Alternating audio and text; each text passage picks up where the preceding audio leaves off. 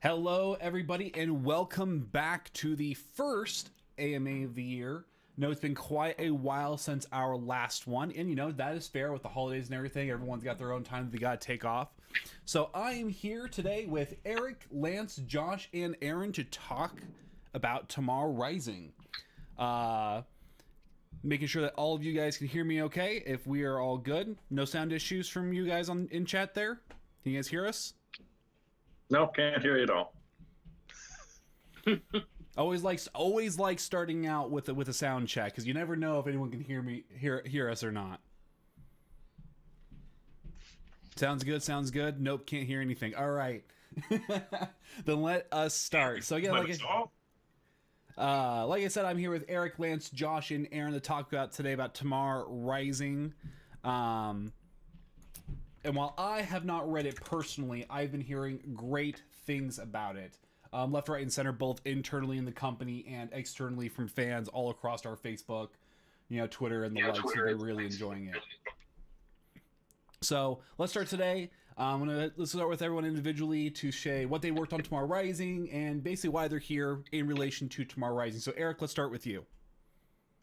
Okay, so I'm one of the co-writers for the main history bar. I focused mostly on the peripheral elements, such as the Lyrans, the Vesper Marches, the Kellhounds, and the Hell's Horses, as well as the funky stuff up in the Barrens. If we move on to Lance real quick, where was that question at? Someone, G-Doc Swift, Edward might be here a little bit later. Unfortunately, he had some prior commitments, so he might show up a little bit late. If he does, he'll go ahead and just pop on into the group. We're hoping he shows up, but if not, we'll always catch him on the next stream. Lance, what were you working on for Tamar Rising? I did the Alina Mercantile League, the AML, the New Falcons, New Clan Jade Falcon, and the Tamar Pact itself. The main history of those.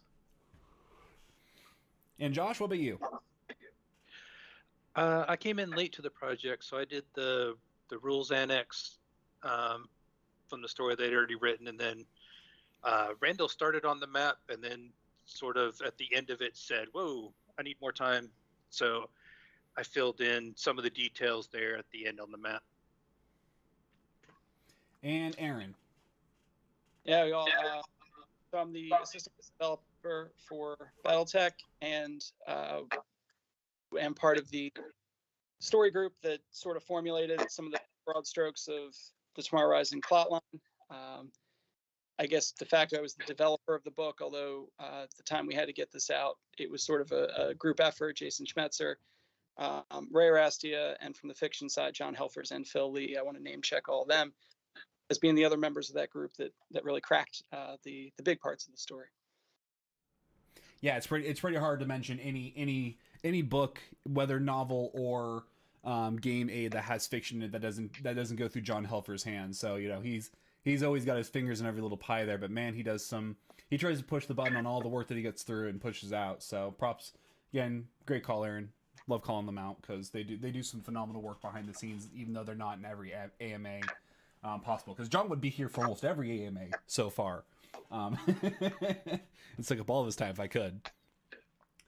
So, note guys that while we have everyone here who's done a little bit something different on side of Tamar Rising, as always, I want you guys to remember that if you guys want to send in a question to us, make sure that you either at me so that way I can see it glow up in the chat, and someone's got some feedback there.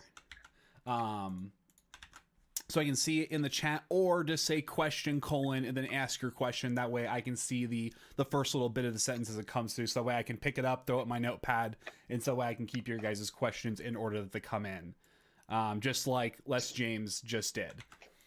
So starting with the first question, guys, let's start with a really easy one. How did you guys, I know Josh, I think you've heard from you before because you've been in AMA before, but how did you guys get started in BattleTech? What made you either come to BattleTech, stay in BattleTech, or just how did you start your first day on the job and how did you pick it up? We'll start with you, Eric. Go alphabetically. We'll start with you, Eric. Okay, it was a birthday gift of Crescent Hawk's inception. That was the gateway. and got to the end and found the secret room, sent off my postcard and $5 and got a Phoenix Hawk Lamb miniature. And that was the start of a long series of everything. So stuck with the game, had fun with it, ran it in my game club at college, and then found out that they had named a character after me in the Field Manual Capellan Confederation. So they pretty much had me for life. Then I joined as a Fan Pro Commando, doing in-store demonstrations. And then when I moved overseas, couldn't do that anymore, so I joined the Fact Check group. Awesome. Hey, Lance, how about you? Mine also was through the Crescent Hawk's inception. I managed to just pick it up at random in 1989, and I enjoyed the story so much that, I enjoyed the universe. I wanted to find out more. So I kept buying more and more and getting deeper and deeper into the lore.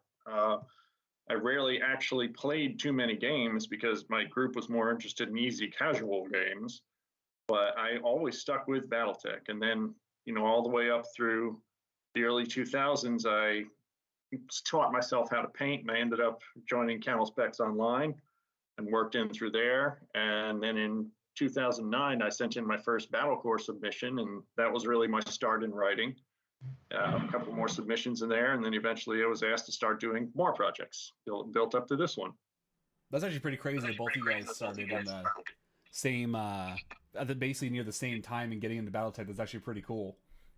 Really kind of, not to throw you guys under the bus there, because I know I'm younger and I definitely did not start in BattleTech there. But it definitely shows how long and how strong BattleTech has been, just in the gaming scene in general for, the last, 30 years. Even with all this, even when FASA kind of sold it off, and, Microsoft got one part and Topps got the other and stuff like that. So it's nice to see, especially today, how strong BattleTech is, especially with all the new minis and the new books and stuff that are coming out for it all these years later, which is, in my opinion, really, really fantastic, because I do love BattleTech as a game, even if I don't read much of the fiction or the lore. So it's really, really, really funny that both of you guys started from the same instance and have been with it almost ever since. Josh, how about you? I know we've heard from you in a different name. Maybe that, let's go through it again, just so there's new people. Friends in high school and college, we played some of the tabletop game. I remember playing the first Mechwarrior PC game. We used to steal into our school's computer lab to play that, and then really got into the Muses and Mushes, the text-based online BattleTech. And then my start working with Catalyst came from doing Battle Force conversions and listing those, and then somebody said, "Hey, you want to help with the master unit list?" And been hooked doing all sorts of just random jobs at Catalyst since then. Yeah, fair enough. And Aaron, we've heard yours before too, but just because there might be new people in the chat, how did you get in the BattleTech? I came with the building. When they bought the building, I was already the facility manager. But I'm happy to be here. This seems great. Whatever company bought the building now. I was the editor for BattleTech for about 5 years, a little less. And as I started, I guess maybe a different way to answer that same question is, how did I get to a point where I did what I did with Tamar Rising? As editor, I was doing a lot of developmental edits, more than just the copy editing, the style guide work. I started flagging stuff that was needed to change, fact check perspective, or if it was a rule book, things that I didn't think worked. And in doing that enough for Ray for long enough, when he became line developer, he asked me to be assistant. And one of the first things we talked about was putting together that story group. Not to step on any questions Cal might have, but we had known ilClan had to come because Hour of the Wolf was coming out. But that coincided with Ray sort of taking the reins of BattleTech. And one of the first things we discussed is what comes next. If you read the blog post that he put a couple weeks ago before Tamar, there was a question of what now, because it was a blank slate. And not only did we need to very quickly finish ilClan, get it on the streets, but almost immediately it was, where's the next book? We need to get the next book out. So we had to work very quickly to put together a group that could answer those questions without necessarily having too many cooks. A group that was, on the same page in some sense as far as what needs to get done, if not how it needs to get done. Awesome. So it's actually great to see that, other than our two resident top people here in the top camera views being coming into BattleTech the same way, it's always, everyone comes from BattleTech or Shadowrun in some instances from just different parts, whether you jumped in midway or jumped in at the very beginning and stayed with it. It's great to see that, there are people who care a lot about the properties all these years later and have the ability and the foresight to basically go, what's next and how do we do it? Because it's going to be really important to BattleTech's future to be able to answer those questions, because BattleTech is a huge universe, as we all here in chat know. BattleTech continues to grow and grow and grow in terms of lore and fiction and things that we answer, and some things that we decide not to answer just because it's a lot more fun that way. So we actually have a good amount of questions that have come in from chat here. Now, I know the first one, I do not remember your name, sorry, but you asked, how soon will we follow up on the Cauldron Daru marriage and the potential reunion of the Turian Concordat and Cauldron Protectorate? Unfortunately, I don't know if anyone here has the ability to answer that question. I think the only one who would be able to give a semi-definitive answer on where we might go with that would be Ray. So Ray, if you are still there, I know I've been seeing you answer some questions in there. If you want to follow up with him on that, unfortunately, I don't think we can answer that question here. Oh, you can't? Absolutely. So I know what's being asked. I know that area of space in a book we've announced 2 books away. The Dominions Divided, which deal with the Turians somewhat. That specific point, it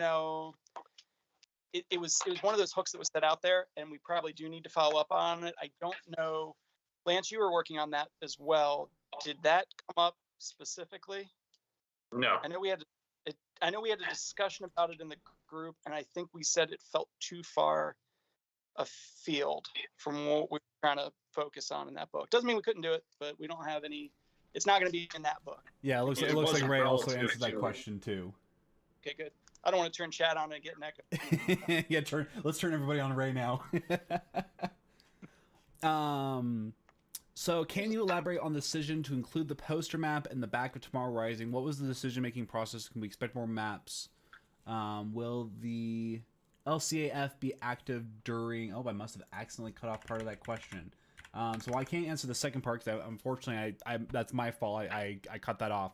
I saw that Ray answered that a little bit in there. That was Randall's decision, and while I can't say why Randall put it in there, knowing Randall loves trying to, when it comes from the manufacturing and publication side, loves trying something new, and especially in a time where BattleTech is in a great spot and super healthy with the community, with the products that are coming out. It's a time to do new things that we haven't done in 10, 15 years since us as Catalyst have had the property. And it's a great time to explore new avenues for adding extra content or extra fun details inside of any product that we push out. So Randall loves pushing the envelope on that, and it's always great when we get his ideas in on that, because I actually before we started this AMA, I didn't even know that there was a map in the back of Tamar Rising, and I just think that's super cool, because just picking up a book, opening it up, and having the map fall out, and according to these guys, this map looks super freaking cool, because the first thing they did was they praised the map. That just goes to show you how excited we are versus how excited hopefully you guys were to see that map in the back of Tamar Rising. Quick story on the map. So this is one of those, to Talon's point, this wasn't something we envisioned from the start of the book, or like when we came up with the idea of we're going to do these sections of the map.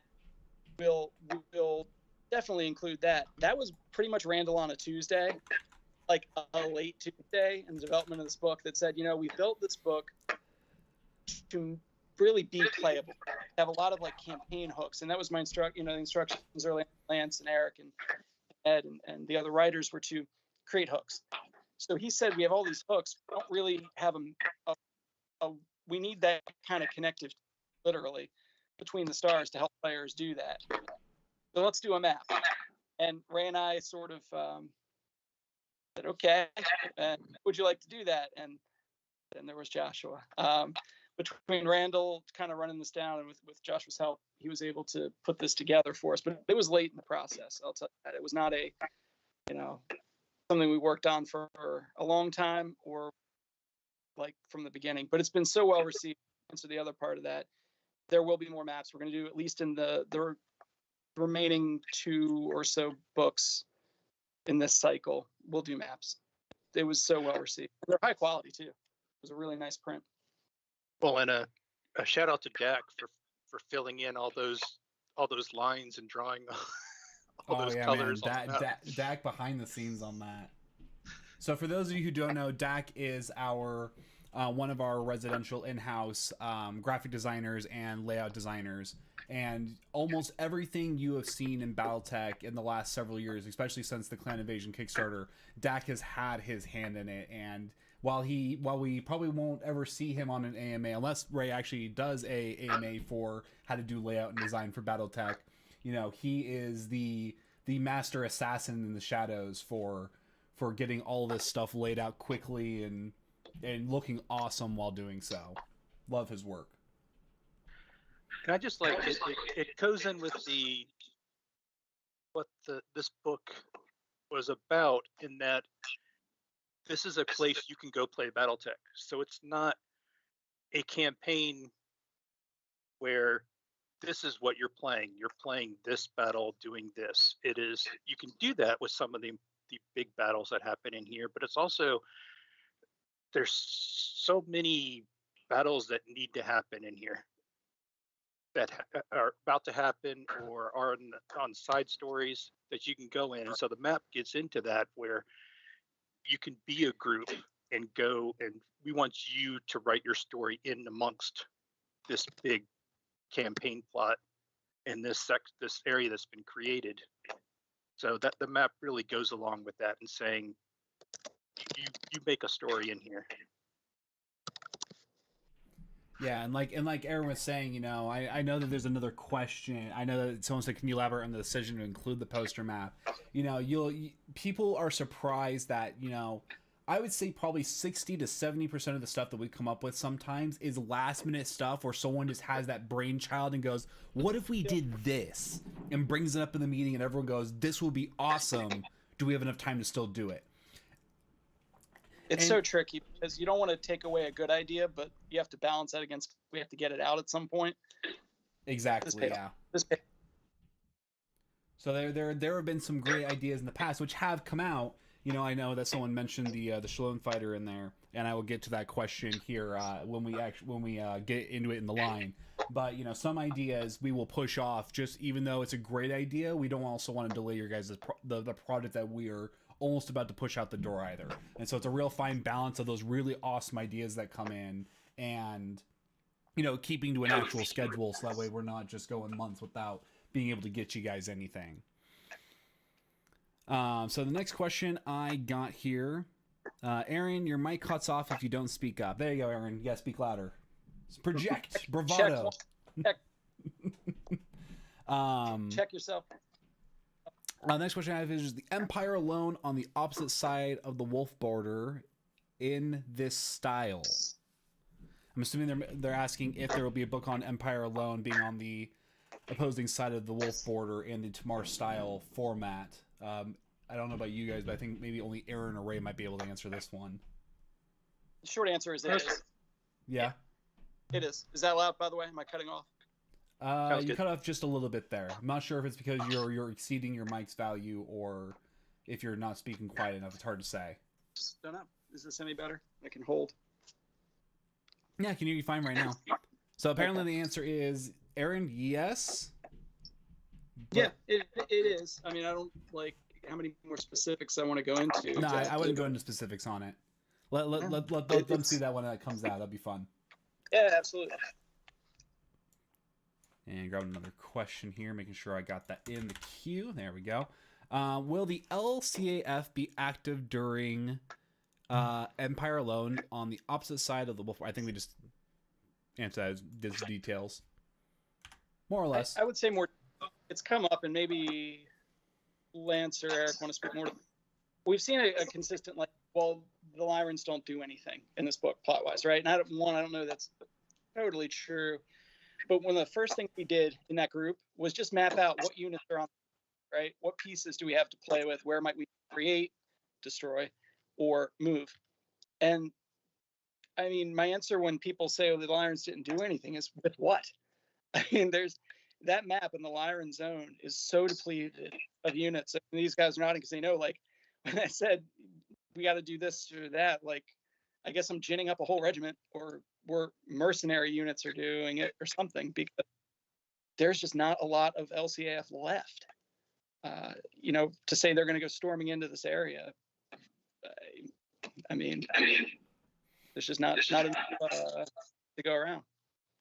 Yeah, especially with the Hesperus guards who are in that area going and forming their own nation, and the 26 Lyran guards going, or Arcturians, I'm sorry, going and forming the Tamar Pact. You know, sure, that's two of the major line regiments that were there that aren't there anymore. But the Lyrans do take back, 5 or 6 systems. They smack down the Malthus Confederation on Guadavita.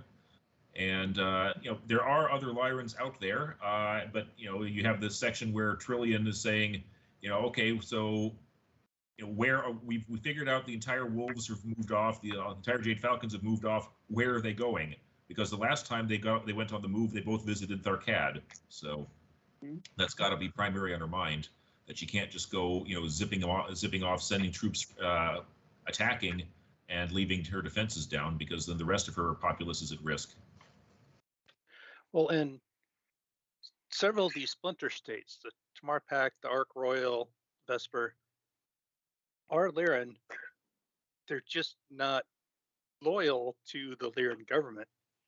So this could have a lot of directions it could go in the future of who comes out of this. Do they conflict? Do they work together? But as far as, you know, being a fan of Lyrans, these are all pretty much, you know, yesterday they were, today they're saying other things, but they're not, you know, it's the same people. Yeah, and I think back when we had the Writers AMA, and we had I remember at one point we had an AMA, I think with Lauren in here, Aaron, correct me if I'm wrong, but I remember one of the things that he says a lot is that BattleTech is about creating a good story, and it's not necessarily we're gonna play the obvious solution just because it's easy for us. We want to think about what this world is transforming into, and whatever creates the best story, that's what we're going to go for, even if it means, you know, killing somebody off or bringing somebody back or having someone conquer somebody else. Whatever tells the best story is what we're going to go for. In almost all instances, even if it's not something that people would expect, just because that just is what makes good storytelling and good world building, in my opinion. Next question I got here is, how much rising can Tamar Rising rise if Tamar Rising could rise Tamar? A lot. All of it. A lot. Thank you. Well, considering the Hell's Horses still have Tamar, you know, if Tamar Pact wants Tamar, they're going to have to go through a lot of other territory to get there, and they may have to race the Red Hunter to get there first, or the Bears. When will the official BattleTech pronunciation AMA be held? When there's a group of people that can collectively say the name exactly the same way together. I think. So you just said never. Yeah. So probably never. Not gonna happen. There are plenty of people, even, you know, Lauren and Randall, who will go through and they'll say one word in BattleTech, and Lauren will say the exact opposite, and then they'll get into a 5-minute fight on how you're supposed to pronounce it. Great way. So while I'm sure there is somebody, the original person who, you know, created that faction or word or association would know how they wanted it pronounced, it's up to interpretation. I mean, it'll probably never happen, sadly. Though it'd be interesting at some point to maybe have a guide in like one of the back of the books that has the phonetic saying of each of the major factions and worlds and stuff like that for those who really enjoy that type of back end stuff. I'm looking at you, Aaron. Get on it. You're muted, Aaron. You're muted, Aaron. For anyone who doesn't know, that's a reference to a forum thread that spawned out of the Tamar Rising discussion, where it was called the official BattleTech pronunciation thread. And while it probably started with the official canon pronunciations, it quickly spiraled into exactly what Talon's describing of, people bringing in real world phonetic, ways things would sound in real life. It got messy quick.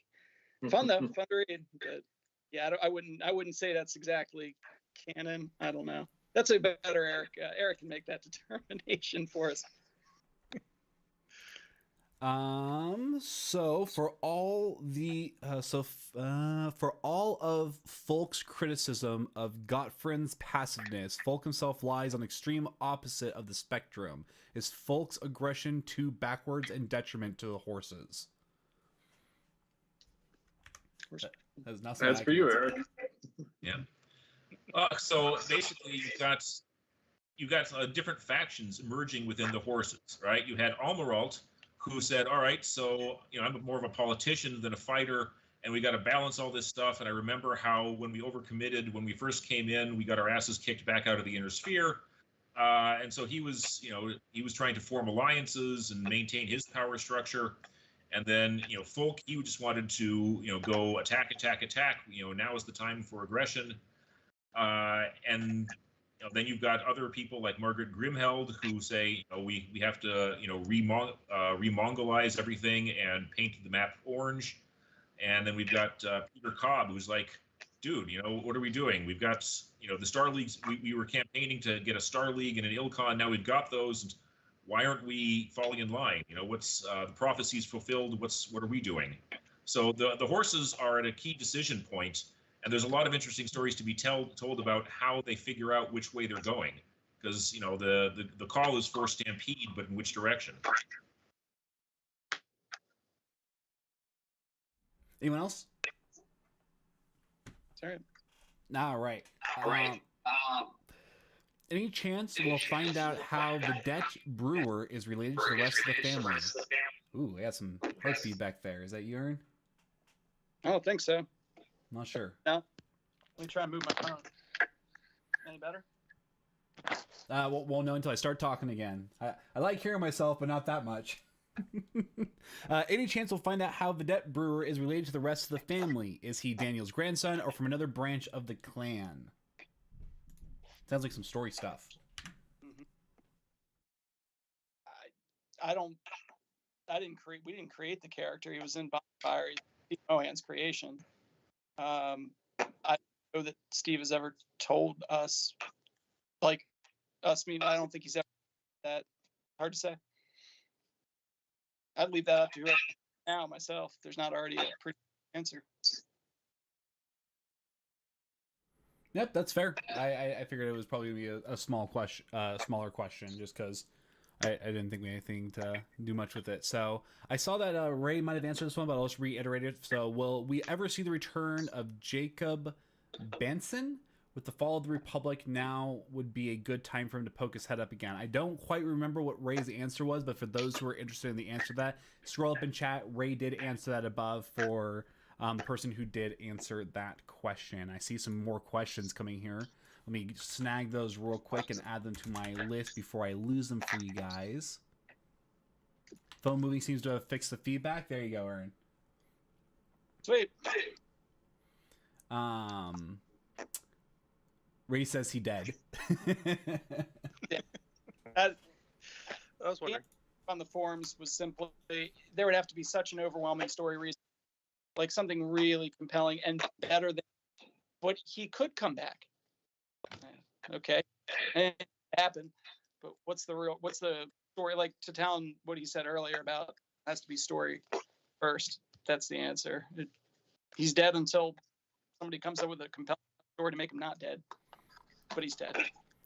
Yeah, everyone has their favorite faction or character and stuff like that. And while we'd all love to work with or go back to certain stories, sometimes it's not the best story to be told, which is sad. As much as even internally how much we love certain characters or factions, because Laura would love to do more stuff with Lau because he loves that faction. But man, they've been beat up on for a couple of years, so they're not going to come out in a grandiose moment for a little while.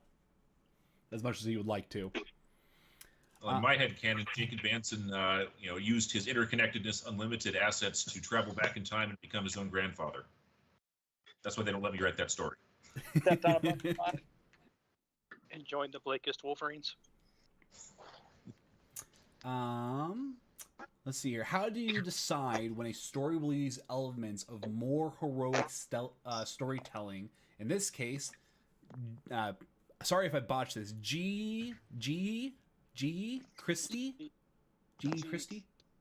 Where's that got? Using portable fusion engines to power dropship guns.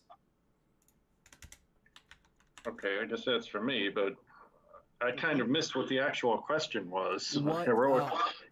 How do you decide when a story will use elements of a more heroic storytelling? I'm assuming it's more of like the grandiose hero versus the...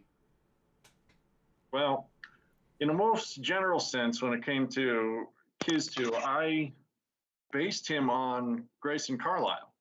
I wanted somebody who would have those crazy ideas that turned out to be tactically brilliant, and no more than a great deal of luck, too, to go in with that. So... seeing as how I personally am not Grayson Carlisle, it was kind of hard to think of things that would be considered tactically brilliant, but sometimes I drew from other sources of fiction, and sometimes just an idea would pop into my head, and I'd try to work with it. And, that was one of them that just, I wanted a big distraction there and a big way for them, the Falcons, to get a win. And I thought, well, there could be a crash dropship. They could use that. And I thought, well, they detected the fusion reaction was still running. So it kind of was a step-by-step process to get it there. And I hope that answers the question. Yeah, it seems like it'd be a harder one to tell. I think in general, I remember reading when Lance submitted that part. He submitted with the book, but it was one of those things, kind of like the whole Battle of Sudenton, where I thought, it's got to be. I don't want to make things not. I don't know exactly what's happening because it's not on my end. But I don't want to make it such that I could ding that, right, and say, well, I don't know if this could. It's fun. A lot of that Grayson Carlisle stuff, is it the most down the line exactly in universe type of stuff? Some of it not. But you gotta have fun with this too. At some point, people really responded strongly to the whole G storyline, that whole part of the book. And while I don't necessarily want to do it on every book and totally throw any kind of universe standards or continuity to the wind, sometimes you can get a little bit loose, and just make it fun. Yeah, I think so. I overrode a little bit on that one. It's one that took it a little too far in some places. I could have cut the word count down to use it somewhere else. Pressed for time. That's my excuse. I was pressed for time. Works for me. There you go. And I'm sure it worked for everyone else who really enjoyed that scene. Let's see here. What is our... Hope I scrolled way too far. Where's our next question here? Which one of these guys do we need to kidnap to get new plastic mechs? The Zerost lineup is the must. Zero ST. Don't know about that last part about that. But the person you need to kidnap is probably Ray and Randall. Yeah, always right. For sure, Ray, because they are the ones who handle a lot of the internal talkings of what mechs, specifically, are actually going into the next sets. And even now, we still continue to talk on what miniatures we would like to see next, other than the urban mech, which always seems to come up in conversation. And Ray might enjoy a good kidnapping anyway. Exactly. He wishes. Tamar Rising sets up a lot of exciting future possibilities, especially for the Hell's Horses. Will we ever see them get their turn in the spotlight, or are they destined to be second rate forever? They conquered more worlds than any other faction in this book. They took a lot of turf.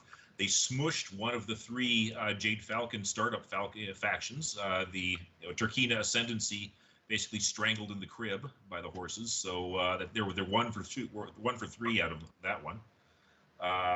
They crushed the pirate uprising out in the periphery in the Barrens. So they got a lot of wins. I mean, despite the fact that they lost the battles that would have wiped out the other Falcon factions, which they sort of had to for story reasons. Otherwise, we lose those cool factions. They got a lot of wins in this book, and they're set up for basically huge moves going forward. They're the power region. Sorry. No, I didn't mean to cut you off. But you said the key words: setup. Look, we can't. This is a book covering 18 months of in-universe time. We can't take them from where they were and turn them into like a powerhouse in that short of a time. Things have to happen because of lack of communications, because of the conceits of the universe even.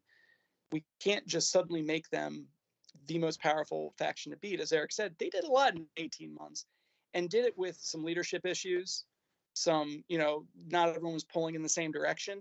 I think in that fact, all the things Eric and I talked about, it just makes, they can't do everything. They just can't. But they're set up. They're certainly going to be players. I don't think anyone could read this book and say, they've been sidelined. They're never going to do anything important. Well, that's not true. They're certainly powerful. They're just not, and also look at where they are on the map. I think that matters some of it too. They added a lot of worlds, but they're not proximate to Terra. They're not one jump from Earth, or Terra rather, and they're not, I think they're doing a lot with what they have, and they're certainly set up for more. Yeah, we still got other areas to get to. That's the story will certainly come back to them at some point. That's going to be resolved, but the idea was not to finish the story in Tamar Rising. It was to, hey, this is the setup, play with it for a while, but yeah, it'll be coming back to eventually, but it's not soon. And also the horses tried multiple things and sort of ended up short on each one. Like they started running towards Terra and then said, wait a minute, we're too late. Then they started going through the periphery and had success, and then had one setback and sort of said, wait a minute, what's going on? But then they're regrouping again. And then as somebody mentioned earlier, they got to find out where they're going next, because they sort of had their objectives taken out from them. So they've been successful, but they haven't really defined what is a success for them. So they definitely need to come to that. I think there's quite a few factions that are doing that right now, trying to figure out what their goal is now. And if you want powerful foes to fight, they're surrounded by all sorts. They can basically fight just about anybody in the sector, given their position. They've got the Falcon factions, they've got the border, the Tamar Pact, they've got the Vedette Brewers troops over on their northwestern border, and then they've got the Malthus Confederation, sneaking around, doing whatever. Plus, they've also got the Abdun Rikol's people raiding from the periphery. So, if you want to engage your pet horse trinary in tabletop battles, you've got a wealth of opponents to feast on.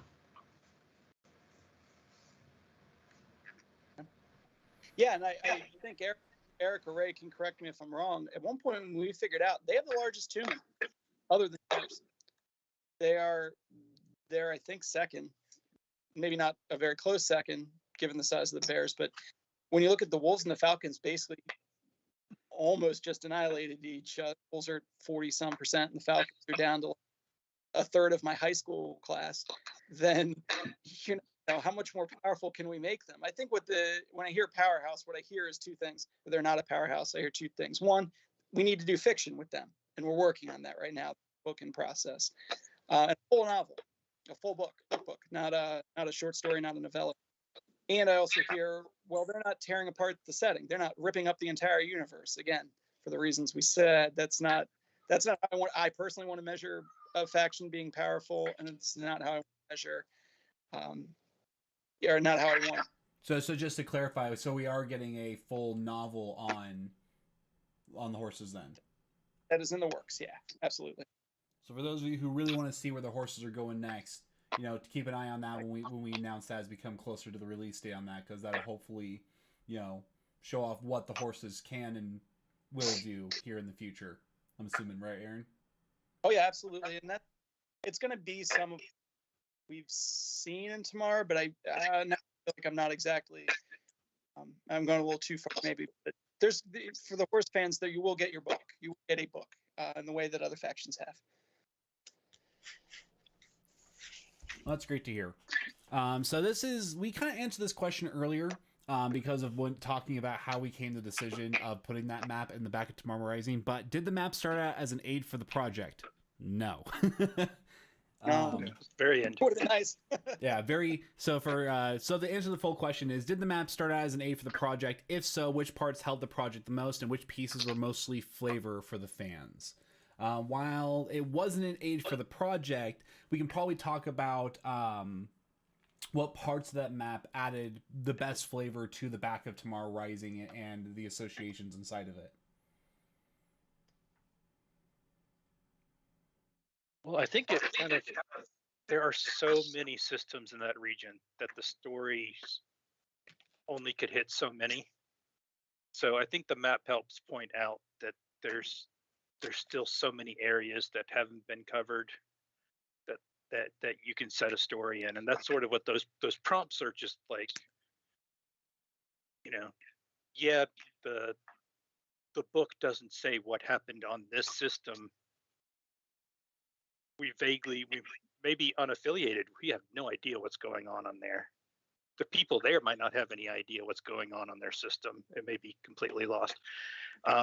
So you can step into there. You could join in on one of the other systems, and that just leaves lots of story opportunities beyond what was just covered in the book, even though the book already had so many with all the different factions and all the movement going around. No, that's totally fair, because again, it's hard to say what parts influence. Like the overall book wasn't necessarily influenced, and I think Josh is right. It really showcases instead just how much really is out there that hasn't really been touched on yet, and that will hopefully we can touch on later in the future. And if nothing else for now, it's just a really great piece to add to your map collection. Yeah, the ones. Some of the systems got those little box blurbs, and I tried to mix them up so that there were ones that had to be listed on there, you know, the major systems, just to give the information there. But then I just tried to pick random ones off in the middle of nowhere that nothing had ever been said in canon before, and here, go there, do something there, have fun. So I tried to mix those up. So there's some of each. Next question we have is kind of related to the LC again, which is when will we see a total collapse in the LC? Ooh, getting some really bad feedback there now. Might help in between the questions and answers, maybe to have us mute mics just to make sure that feedback isn't coming through, since I know you mentioned you guys earlier about the text, but muting yourselves doesn't necessarily pop up in the same way. That'll help with the feedbacks that way, because sometimes it's hard. It's hard for me, and I know that means it's hard for chat to hear when people are speaking that way. When will we see a total collapse in the LC population's faith in the Steiner's archonship with the inability of the government to protect and keep together the nation? That seems like a doozy. She's gonna have to do something. We already have that something in mind. But if you're reading into this that this is not a sustainable situation, you're entirely correct. It just isn't. I think I see that kind of feedback pop up, that kind of question pop up, and I think that's exactly our intent. Like, wait a minute, she's screwed, kind of. Well, that's there's some truth to that. I think the important thing in this book is, as it was written, especially the Kellhound sections, that the idea that you can be loyal to a nation without necessarily being loyal to the person leading it. We've seen some of that in BattleTech history, but I think it was an interesting way, to me at least, it was an interesting way to use the Kellhounds, to use Calamity, who's perfectly set up for that kind of an attitude anyway. But yeah, I mean, something's got to give. Eric, Lance, Josh, you guys feel the same way on that? Pretty much is, you kind of reap what you sow. Yeah, well, I mean, they spent the treasury on trying to prop up Comstar, and then they decided to go, hey, sounds like a great idea. Let's bring in the wolves and go lop off a chunk of the Free Worlds League. So, whoops. So they haven't racked up a lot of successes. I mean, there was one key quote about Eric Brewer departing from the Archon ship, and someone said, yeah, well, he ran out, but given the circumstances, that was honestly the right decision. Yeah, the Commonwealth has suffered from a long string of poor leadership, and that's going to have an effect on the nation. Calling it now, Archon Hogarth. Oh, yeah. Next one is a general writing question. And what's a piece of advice for submitting to something like Battle Corps or Shrapnel that you've never heard anyone give before? Now, it's going to be a little harder because these guys haven't necessarily been in the other AMAs where we've talked about submitting to Shrapnel. And it's hard to say, to give a unique piece of advice, right? When I look at, from just my experiences, when you look at stuff as a whole, a lot of people just fail to send it in. And, just the fact that you're not, the fact that your writing isn't enough, you need to also send it in to get the feedback on why this piece wasn't good enough. Because if you're not getting the feedback, you're not learning, you're not growing for making yourself a better writer to get into places like Battle Corps or Shrapnel. You guys might have some better information, but I know that from my perspective, that's the one thing that I usually say is like, man, I've had this story forever, and we go, why haven't you turned it in yet? And they're like, well, I don't know if it's good enough yet. And we can't tell you that it's not good enough for the reasons why it's not good enough until you send it in and get that feedback. What about you guys? One thing that I would recommend is learn how to write. That's one of the most important things. Is just because you have a great idea and you went through high school and graduated doesn't mean that you have the skill to be a writer. I had to study a lot. I have a stack of writing books this high that got me to where I am. And I'm not saying you need that much, but at least pick up a basic book that will teach you some of the basics on how to tone your writing, on how to not just figure out plot points, but how to build sentence structure so that you have simpler sentences that say more with fewer words. And, when to use certain words, when to use active voice, when to use passive voice, and really study that and take it to heart and apply it into your writing. That will make you a better writer overall. And even when you have a story that might be a little mediocre, if you write it very, very well, you'll have a good chance. So that's the best piece of advice that I can give. Yeah, I'd add basically there's a lot of information out there on the setting. Of course, books are available to be purchased. You can also go to Sarna that has a lot of the information on the setting. And so research where you're setting the story so that you don't end up having Omni-Mechs rampaging through the Star League or warships showing up in 3025. That'll help out you're involved showing that you know the setting, and then focus on telling a good story with good characters. Yes, giant robots are usually tangentially involved, but don't submit a blow by blow of your tabletop game. Tell us interesting stories about interesting characters, and then use the setting for all it's worth, but focus more on the people than the gear. I guess I'm going to channel my inner Jason Schmetzer, because he said this on other AMAs and calls, and say that, you're going to get feedback. One of the things that Phil, John, that I like to think Ray and I are good about is we're going to give you specific feedback. I don't know that Phil has ever rejected something, or at least he hasn't told me that he has, that didn't come with specific notes, some feedback about what could be different. I mean, I think we're pretty good about providing that. Certainly, I'd like to think I would be if something were presented to me, if anyone wanted to. But the biggest thing is to be receptive of that. Everyone gets notes. Everyone gets feedback. Don't be discouraged by it. Don't get, upset about it. I think being responsive to that. You're writing for an IP, to Eric's point. You kind of have to give us what we're asking for. And that can be tough sometimes when it doesn't jive with what you'd rather do. But, being able to correct, change course, revise, somebody I said, writing is revising. It is. So, be willing to do that, be open to that, and know that it's to get you closer and not to push you further away. Yeah, and I think this is all stuff that we've heard before, but there's a reason why we reiterate over the same things. It's not a unique piece of advice that's going to get you your story into Battlecore or Shrapnel. It's the grind of doing the legwork that's going to get you into those areas of writing. Anyone can correct me on that if I'm wrong, but there's a reason why we repeat a lot of the same things, is because it is the tried and true. These things will make you a stronger writer, a stronger author, if you are an author, and get you those stories placed where you want them to place in the way that you want to tell them.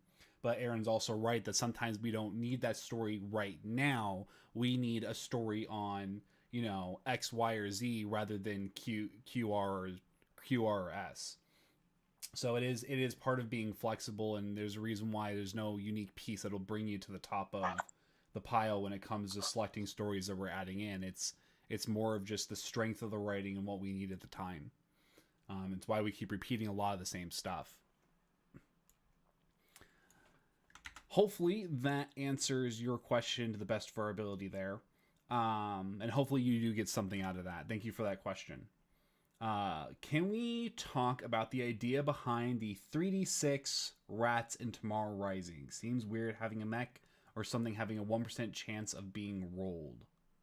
Example, rolling a 3. Aaron, that might be a little bit more you, because I don't know if we can talk about mechanics very well, because I certainly do not know that rule. Keith Hahn, please pick up the white courtesy phone. Keith Hahn. Keith did those. It's something I think I think he's been after for a while, but even I'm not too aware of the literal mechanics behind that. To me, I like it because it gets more mechs in there, and especially with the rec guides ilClanning so many of the Kickstarter designs. We got to expand them, but we've talked about rats in general within that story group I mentioned, and I get why they exist. I'm not against them, but people also take those as gospel, because the next part of that question, there's only a whatever percent chance of a 3 or an 18, is that it then gets mapped over as canon frequency in a unit. Well, there can't be that many of this because in the rules section on the rat, it's a 3. Well, yeah, I mean, for purposes of building a game, it's a 3, but that doesn't, there's always an extension to that concept that people apply of, well, that's the canon, that's how frequent it is in the universe. It's how frequent it is when you're using a rat, and that's about it, to me anyway. I don't look at those, and I don't think I've ever given a note that said, this is I guess in the old rats, a 12, so you can't have this mech because it's rare. I don't look at, when I'm editing, the source book text, I don't look at the rats and edit to that. So yeah, and I think there's lots of lots of people use those lists different ways. So even though it's presented as a 3d6 roll, plenty of people are just like, pick one from the rat. That's what's available to you. So part of it is just an acknowledgement of listing those options, showing the breadth of things that are available to people, and trying to not limit and say, no, really, all you can use is these, and just giving a narrow list. It also means that the middle ones are not taking up as much space, so that the 7 on a 2d6 roll is not, you don't always get the same result every time. So it's not that one particular roll is only 1%, but that 7 is not every time you generate, a company, you will always get these mechs on there. So that's part of it, is just to provide some variety if you do actually roll them. That, and also it allows you to, since you have the sort of lower end weaker units toward the bottom, and you have the higher end stuff towards the top of the scale, because of the modifiers involved, that allows you to effectively simulate both second line and front line units.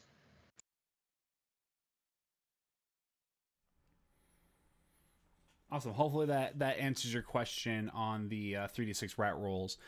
Good time as I see more people coming into chat here as viewers.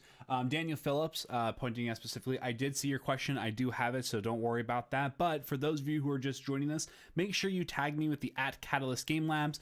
Should help autofill, or make sure to preface your question with question colon, so that way I can see it as it pops through chat, just because everyone's chat looks the same when everyone's names are all in white, so it helps me pick out and pull the questions just a little bit easier. If you happen to forget, I am actively watching chat to make sure that I'm trying to keep up to date and looking for those as I pull them into our list. But the best way is to say @Catalyst Game Labs and then write your question. That way it glows up in a very nice yellow text for me to go and grab, because I can see it as soon as it pops in. So just because I know we have some new people, best to iterate that while we have those guys in here. Next question we have here is, considering the book is about a resurgent Tamar pact, how does House Kelswa Steiner and Tamar Cavaliers fit into it, given how tied to the region those two are? And then he says, oversight question mark. Not an oversight, but I mean, the guys can speak to this too, but people have this idea that Tamar Pact is like literally the Tamar Pact. Like, we're resurrecting them in the way that like the Jaguars got resurrected, or it's a name. I think we even say, I have to find the exact text, but it says in the book, like, she chose the name because it has meaning on Arcturus, because it has meaning to, trying to capture some of that energy. But I don't, I see this, it comes up of like, well, look how far they are from Tamar, the planet. Sure. I mean, it's a name. The faction in magenta on the map called the Tamar Pact is new. The name is not. So, to the heart of the question, what is this going to mean to the Kelswas? I mean, TBD. That'll be interesting to see, won't it? I mean, this is someone co-opting the name. There's no question. It is a co-opt. But, we haven't provided that answer yet. It'll be interesting. One point to note is the name of Trillion's advisor and special emissary to the Kellhounds. That's Anshe Kelswa. And what she told Calandre is, look, Vedette, Brewer, and the Tamar Pact are going down as soon as the Iron Fist of the Lyran Commonwealth gets ready to move. So join us or go down with them.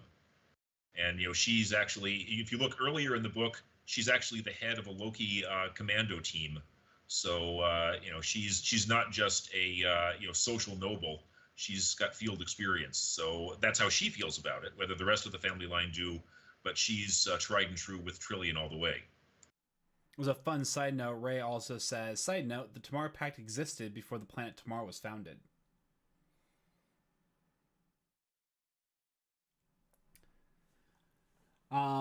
So this one is kind of a more of an individual question here for each one of you. And I think it's a great question too, because it's always one of those questions I love throwing out there, which is, which parts of Tamar Rising did each of you really like personally? on how they turned out, and do you think that those things may get revisited?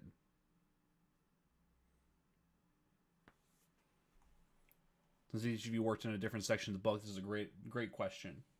Eric, why don't we start with you, unless you want to pass it along to somebody else first?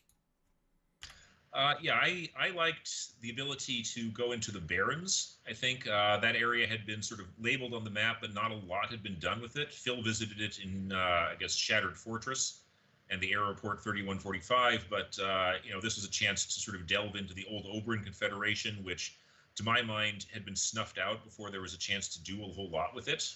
You had a lot of potential in the early Periphery book, and then the clans came, and that was it.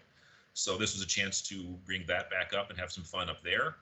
But I think probably the favorite thing that I did in the book was bringing back Calandre Kell's ex-husband. You can see Aaron laughing back there in the background. That's another great. That was Eric's. Like, so if Lance's one was the plugging in the ship's cannons or whatever like that, and I said screw it, it's fun.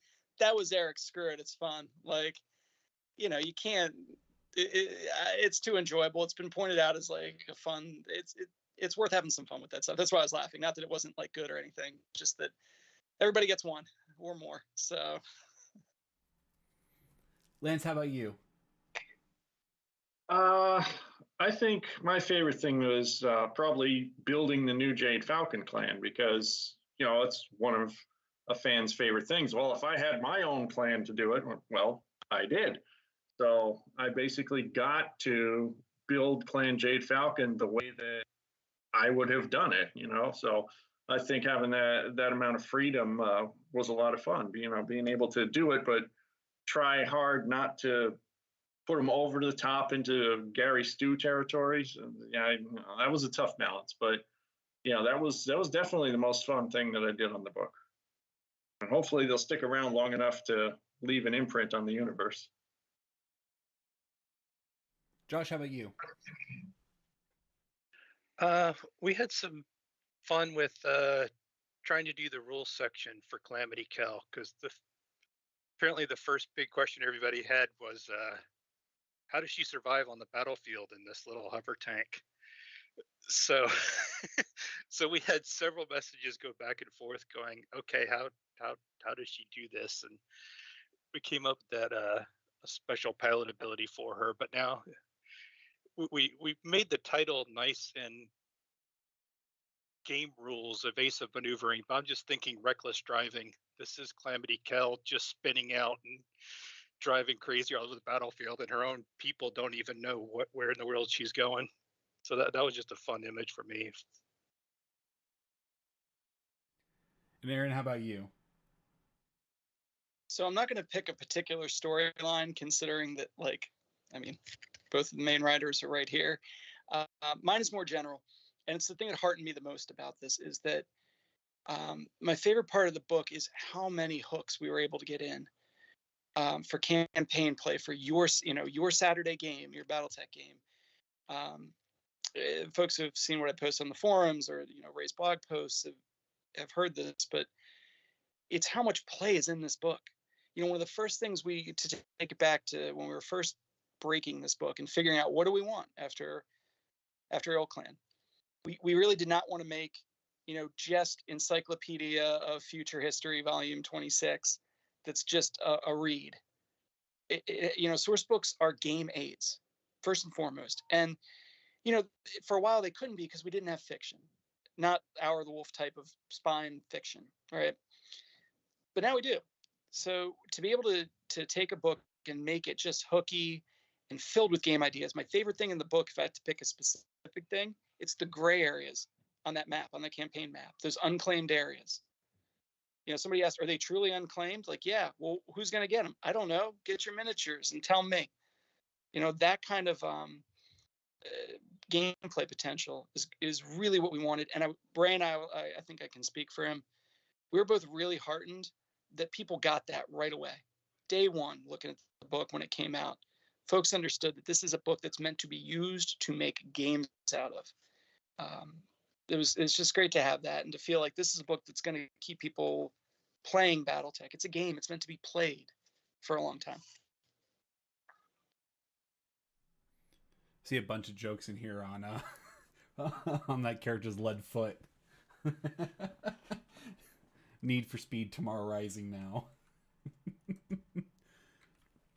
Not that a question that I can answer, but what is the optimal force size for playing with Tamar Rising?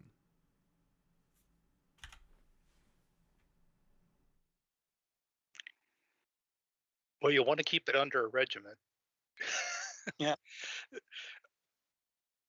I mean, I think anything from you and your 3 pals running around in this all the way up to company. I think a battalion, you are a big force around here. Then you're talking about moving the borders around and stuff based upon what you do. Whereas a company is significant. You know, you'd be talking to the people that were in charge, and they would be giving you important stuff. Where a lance, you could get into more personal stories, like going into those unclaimed worlds and saying, "Hey, I want to make something for myself here." You know, but you're not going to go.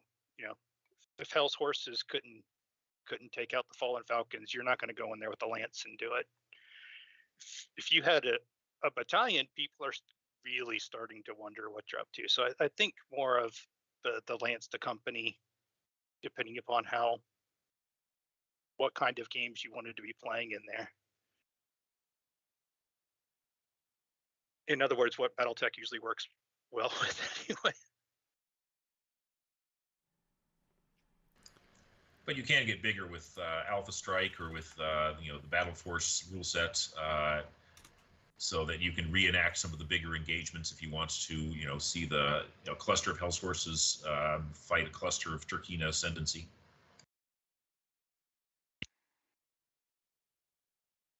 Definitely. All right, this one is for from a Bear fan apparently. Given how much Bear fans are known to Bear fan, how much are the staff both excited and dreading Dominions Divided? I imagine Lance is happy that it's mostly in the can now. And it's to come. But, we... Yeah, I just started it, so I'm on the opposite end. We're, we know that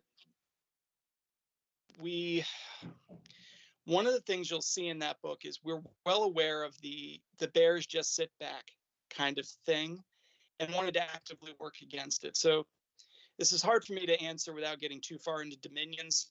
Like, people have asked, well, why didn't they come crashing across the Tamar border? Why weren't, they interacting with the Hell's Horses? The best I can say, and this is terrible, unsatisfying answer is unsatisfying, but they're going to be up to other stuff. They have other things cooking. So I think Bears fans they'll feel satisfied by, Dominions Divided, their faction name is in the title. So they're not going to be just, like it was in maybe in like a Shattered Fortress book where they just weren't the focus. So they only got a couple of passages. It'll be satisfying, I think. Yeah, I hope. Ray says very, very nervous, very, very excited.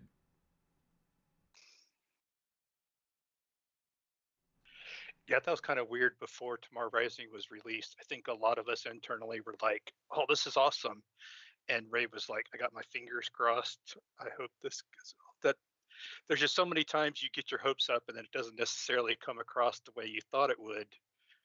But this seemed to have hit what everybody thought when we were reading it internally, that this was really cool.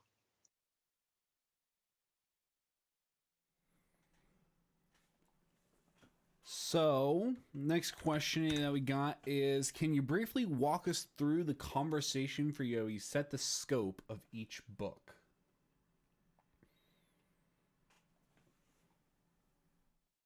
So I can tell you how we did it. And, then hopefully Lance, Eric, Joshua can talk about their experiences and having that pass along to them to actually be executed. But I think it's important to know first, when I say that, like, when Ray and myself and the rest of the story group were sat down to break the story, we didn't have like a model. handed to us, right? Like, this isn't like Orville Redenbacher has always made popcorn this way, and now you're just the head of it, but you're gonna make popcorn the same way we always have. It was something we had to kind of create, and for the reasons I said earlier about wanting to have both fiction and us in the same group, in the same conversation, so that everybody was having their input but on the same page. Ray was in, this is where I'm going to speak for him, he's probably typing this into chat. Ray was in some of the summit meetings prior to our coming out, where the idea of the Jade Falcon OZ shattering the way it did was first brought up. And it makes sense, right? I mean, out of what happened in our, this was going to happen. There's no way that that map would just stay light green, because it should. So the scope part, we knew that it was going to be that area, and we knew it was going to break so severely, it had to be its own book. And from there, the outgrowth was, well, what if we kind of went around the horn and did that regionally for all of the fallout of our? It's too big. We didn't want to make a book that was a 5-year swath. To talk about scope in terms of the timeline, we don't want to make a big chunk book, because what you have then is closed loops. You have stories that begin and end all in the same source book. We wanted a smaller timeline because it leaves more potential for play. It leaves more open loops. Is Vedette Brewers Nation going to last 10 years? Maybe, maybe not, but we don't have to do the whole thing in this book, right? Who's painting a Vesper March unit if they lived and died in the covers of one book? It just wouldn't be a thing. They'd be a footnote. It was a thing that existed, whatever. But if you leave it open and keep that scope both regional and limited in time, you maybe have some interesting possibilities. So that's how, when we set that scope, hoping it was an outgrowth of wanting to make it a book to be played. How do we make it playable? Well, don't kill off all the factions you just created. Don't try to cover the whole inner sphere, because then you're only getting the regimental movements, what Joshua was just talking about with how big is the right size. If we're covering the whole inner sphere for 5 years in the space where we have in this book, you're not, you're only going to get the big swings, the regiments moving around. And to say, well, you can fill in the blanks, that's not good enough. We can do better. So that was the scope. The next couple books will be this same scope. And then, we have some thoughts of what might be ahead, but nothing's set in stone just yet. Anyway, guys, I hope you can maybe fill in a little bit about what you thought of the scope when it was presented to you, or how you sort of carried that out. Yeah, it'd be great to hear, actually.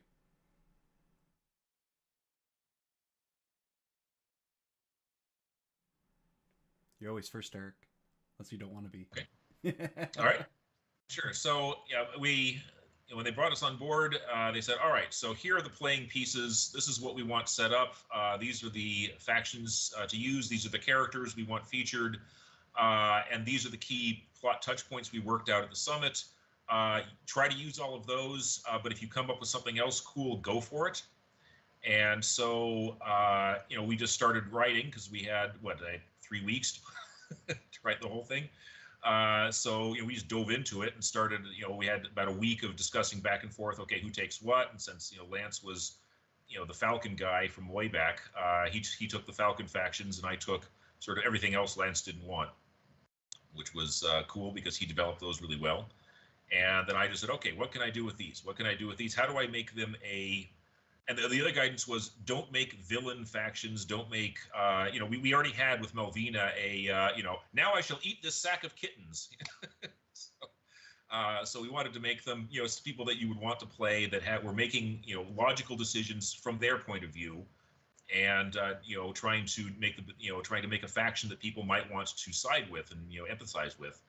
And so, and then in addition, as I was working through this, I tried to add in shout outs to previous things in that region. That's how we got information as ammunition, going backwards there up at the Somerset thing, as well as some action from the Fallout comic. But then we also were free to come up with stuff that seemed good. So we were about 2/3 of the way through, and I said, hey, what if the Malthus Syndicate actually survived being taken over by the Falcons and actually corrupted them from the inside? and are now running a organized crime industry, syndicates protection racket inside this region. People thought, yeah, that sounds cool. So, and that was the birth of a new faction that hadn't been previously anticipated. So Ray and Aaron were very open to our creativity and adding new things where they seemed to fit. And it was a lot of fun creating with them.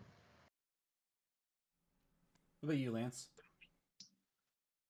Yeah, I remember when we sat down, whether the three of us had a conference call, and I only at that point had 3 or 4 points to discuss, to maybe bring up, and everything seemed all right. And a lot of the brainstorming that I did with the AML and the new Falcons was with Johannes, because he's even more of a Falcon guy than I am, and he had some good ideas that we incorporated in there. I think together we came up with the idea of the vault ships, and what we were going to do with where the AML actually got its money from. How could it start as a mercantile league? So that came from him. And I think another one that I had found somewhere was the Eric cluster, which I brought up to you, Eric, and you handled that one, right?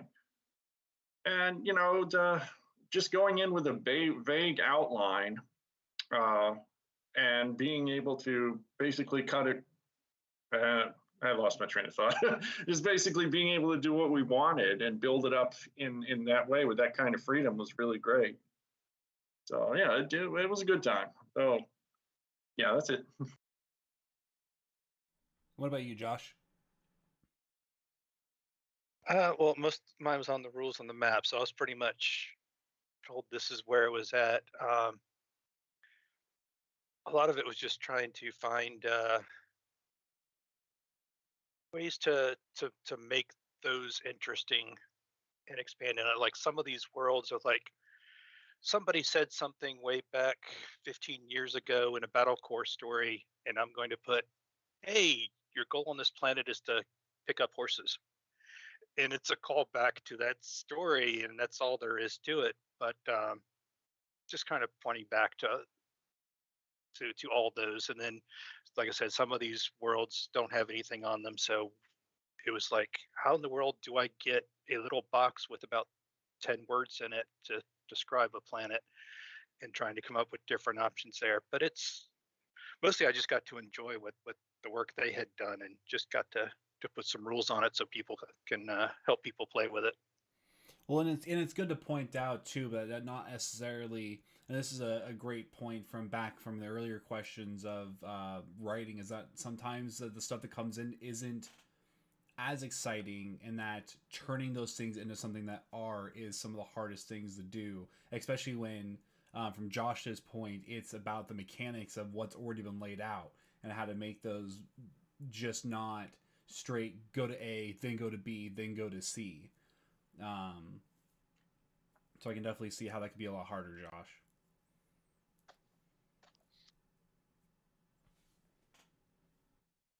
One of my instructions to these guys in that conference call was to break things, make a mess. And I think they did a great job of that. Among the other books that'll come out, this one was maybe a little more unique in that there was so much real estate open to do that in. Some of the other, regions we'll see have sort of some balls in motion that need to play out. In this area, it was much more of a, I think I had said at one point, if you have the choice between making something, a nice, neat, and, rounding it out, or leaving it open, leave it open. And I give them a lot of credit, because that's hard to do. It's hard to create something and not want to also then either give us the notes or put them in the book of, and this is how it plays out. Complete. It is mine. It is done. And that's hard. I mean, that's genuinely hard to do, because you set the groundwork, the foundation, and then you're told leave it open. Maybe it ends the way you want, maybe it doesn't. But I give them a lot of credit for being able to keep that scope, keep that that kind of framework in mind while they're going. It's easy to want to finish things. It's much harder not to.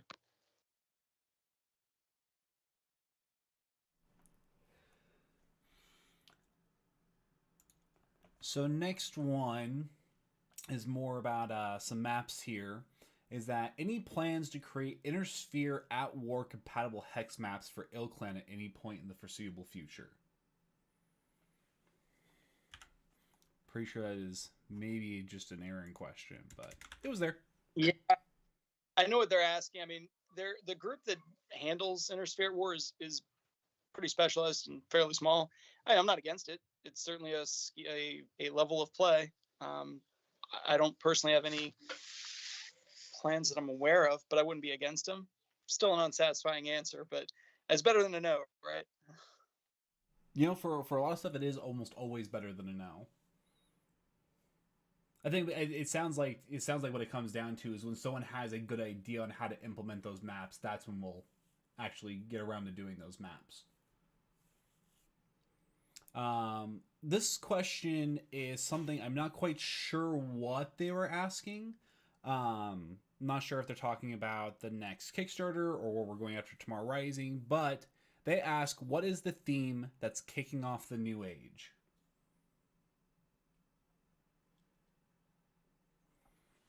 If anyone wants to take a crack at it. I'd say possibility. You know, we for what, since 2001 we've been marching towards marching towards Terra and the ultimate fate of Terra. Now that's been decided, and so now there's a large amount of what are we, where are we going, and what are the possibilities? And it's not pre-scripted, it's not foreshadowed, so we have the freedom to basically explore and create in this universe with the way that we haven't since the time jump forward and the WizKids story update.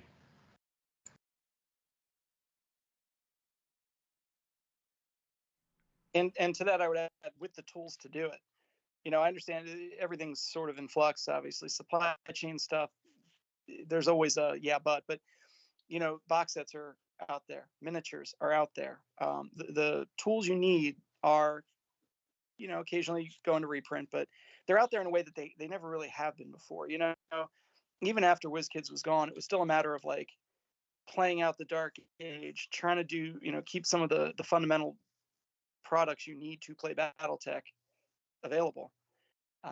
And the Kickstarter was obviously transformative with that. The miniatures are updated, they're out there.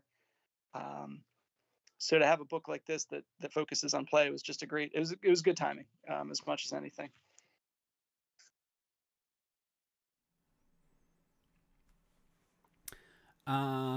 Can folks talk about how they created the rules annex and campaign guide in the back of the book? What special sauce went into creating cool hooks there besides just campaign ops? I guess I'll grab that one.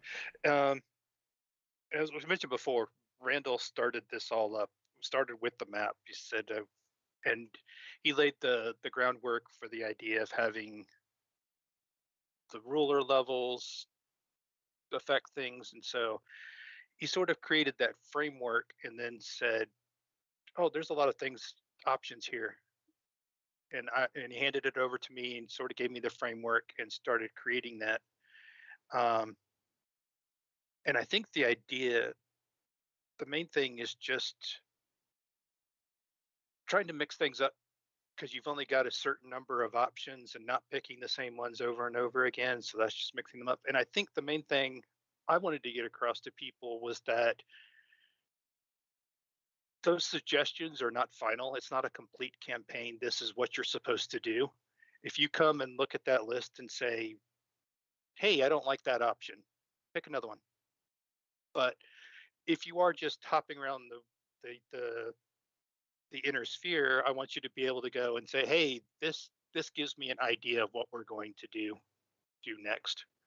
And that was the major thing in there, was just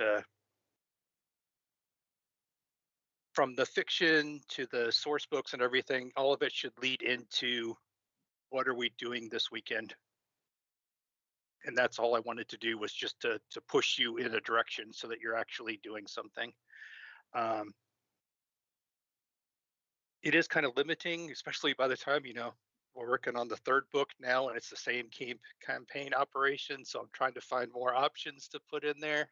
But yeah, that's it. I just tried to prompt somebody to say, this is what I want to do next. Yeah, fair enough. This is more, looks like might be for the writers here. Which of the new microstates are the most fun to develop and or write about? Don't know if you guys have touched the microstates at all, but Yeah. So the microstates, the ones that I was having the most fun writing about, I think, were the Red Hunter and his mangy pack up there. They don't get a lot of screen time, but there's a lot of potential there. And I did probably the most writing about the Kellhounds and the Arc Royale Liberation Coalition. Coming up with a name for those guys was a bit challenging. In fact, actually, that transcript where they're trying to come up with the name of it was more or less just copy pasted out of our discussion. We're like, okay, great, Arc Royale Freehold. Wait, that's ARF. Dang it! So if you actually look at the title of that Grand Duchy line was literally what I told him. He was like, the Grand Duchy of Arc Royale. Like, nah, Free Worlds League, nope. And of course, as an in joke, the Brotherhood of Arc Royale Kells is actually Bark. So.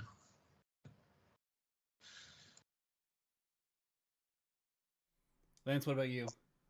Yeah, for me, what I liked was that the three that I did were all distinct. They all had different goals and different opportunities, and that was a little bit fun because it didn't overlap. It didn't leave me wondering where one was going to go. I had a different idea for each one, so it was a lot of fun to just come up with a direction for where I wanted to take them, and they all diverged nicely. None of them were exactly the same or too close.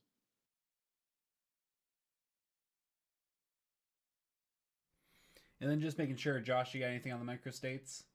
I know you do a lot more with the mechanic stuff, so. Mostly I just enjoyed having a Jade Falcon force that I'd be willing to paint and play. So that was my favorite part of I actually had went to Gen Con and Ben Rome Ghost Bear had just written the Wars of Reaving, and I got a copy, and he asked to sign it. He's like, which clan are you with? And I just looked at him and said, Inner Sphere. And he said, no, you got to pick a clan. I said, okay, Wolves in Exile. I was like, I just can't pick a clan. And but as soon as I read this, I was like, okay, I like these Falcons. This is like the part of the Falcons I like and can live with and enjoy it. And I'm going to be very sad if something bad happens to them. Ray, take note, quick. Do something with the Falcons.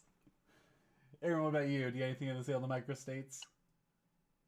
Just to echo a little bit of what Lance said, that not only do they have they have really good, strong identities, meaning not good like good or bad, but it's clear what they are.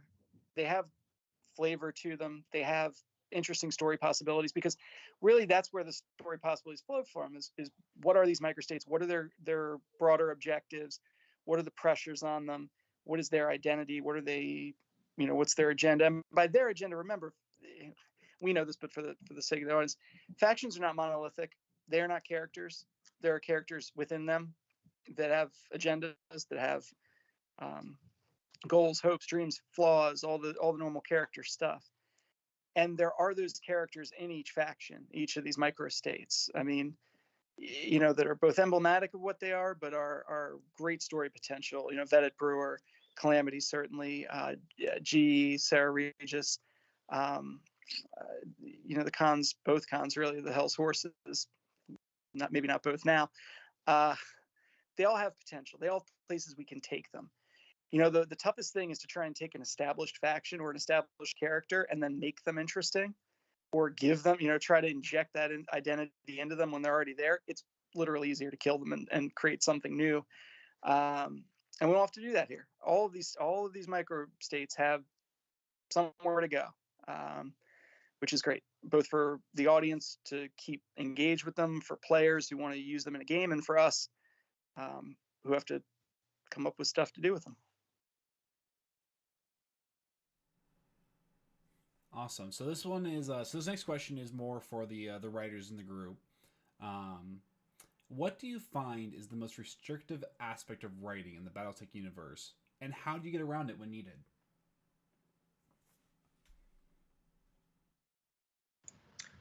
I'd say probably the fact that the time frame involved in interstellar travel, because again, we only had 18 months to cram the entire story into all of this. So we had to map out, okay, so the entire house horses, they pile onto their ships and they go down to Terra, and then they have a brief meeting with the Khan, and then they turn around and they have to get back. And we just had to work out the timelines for getting from point A to point B and make sure that everything could happen within the time frame we were working with, because you don't want situations like there have been in some books where they leave their planet, the Lyran Commonwealth, and 10 seconds later they're over Luthien. It's like no. So we got to work within the constraints, especially now that we've got these awesome maps that have been carefully worked out, and there aren't any wormholes between Borghees and Luthien. So, and just trying to get everything. I mean, there was one planet where we worked on where it's canonically it's something like a 3-month journey from the jump point to the planet. So we had to say, okay, well, we want to use that planet, but when can we start going and doing things with it, because they've suddenly now got to be on the drift for 3 months. So, and working all those timetables out to make sure everything made sense and happened in proper sequential order required some juggling.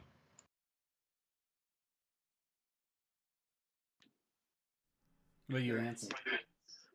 Yeah, I think the hardest thing was that BattleTech has been around so long and has so much written that you're going to run into a fact check problem at some point, no matter what you write.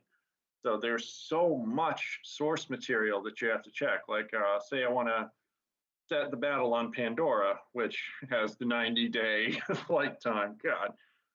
There's going to be other things written about Pandora. So if I write it as, an inhospitable world with domed cities and all that, but someone 25 years ago at the beginning of sourcebook fiction wrote it as a lush world, it's going to conflict. So you have to do a lot of research before you can even start writing on something. And that can be time consuming sometimes. You see, you have an hour to write, and you spend 45 minutes of it sitting down researching before you even type a word. So yeah, that can be difficult.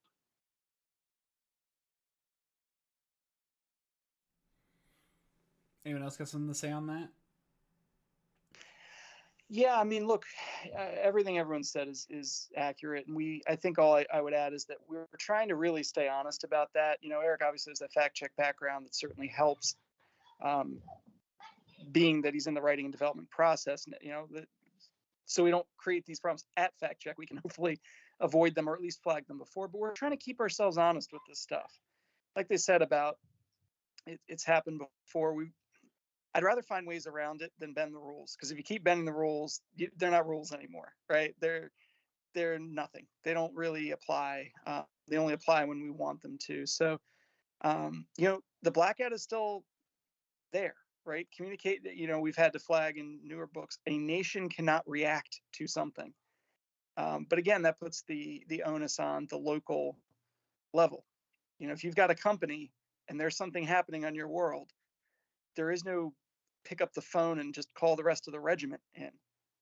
You got to deal with it. And vice versa. If there's an opportunity, maybe in those gray areas on the map, you can do something about it, or you can call your boss and ask for permission to do something about it. But it's going to be a good long time before you hear back. So that's, in one sense, it's restrictive, I guess I'm saying. But in another, it does create, if you lean into it and work with it instead of pushing against it, it can create some interesting outcomes, some interesting story potential.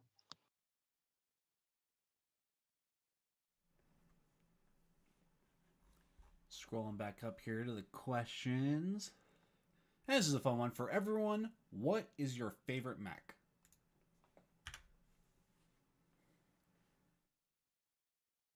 Josh, let's start with you. We'll take it off of Eric for a bit.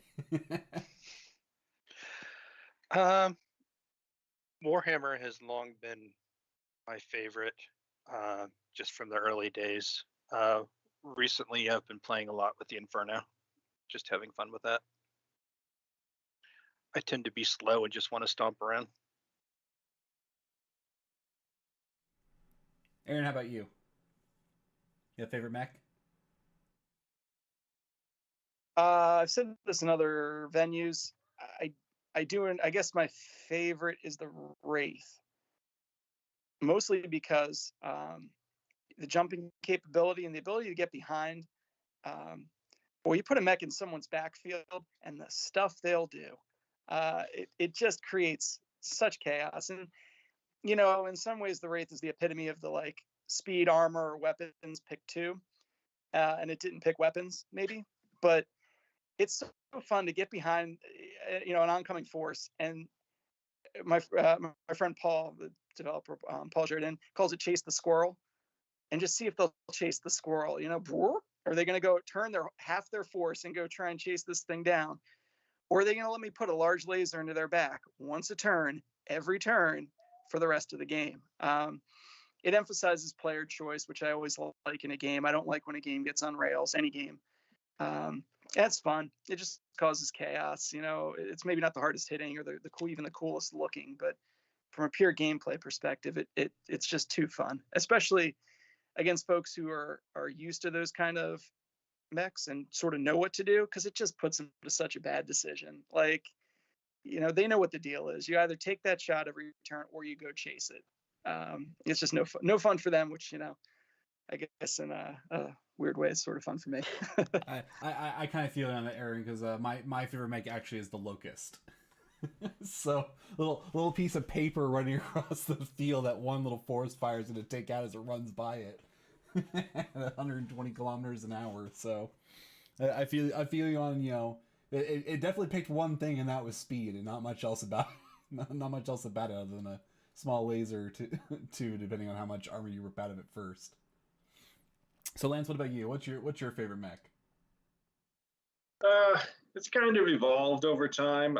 Used to be the Atlas because I liked that plotting stuff, but I think more recently I like the Griffin because it has that mix of good mobility and long range firepower and semi-decent heat capability. That's generally the play style that I like. I like to be mobile at range, but it's as opposed to 30 years ago when I just like to have the heaviest thing and run it at the enemy. You develop different strategies and you change your favorite mech.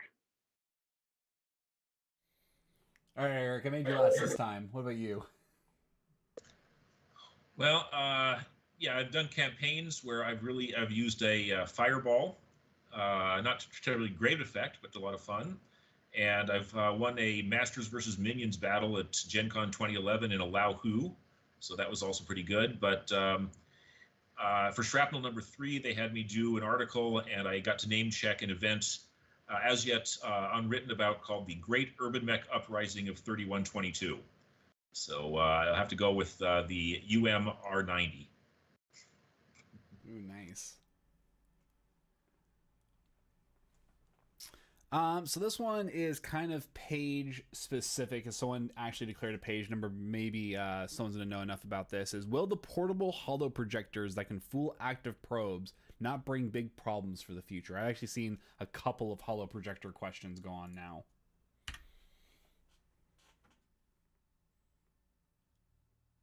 Almost looking right at you, Harry. Hang on, I got to unmute. Yeah, that I can't remember the exact source, but I got that from somewhere in the fiction that there were hollow projectors that were capable of fooling a BattleMech sensors. So that does come from somewhere inside the fiction already. It does already exist in the universe, but it was a year ago. I can't remember exactly where I grabbed it from. They used the Power of the Wolf.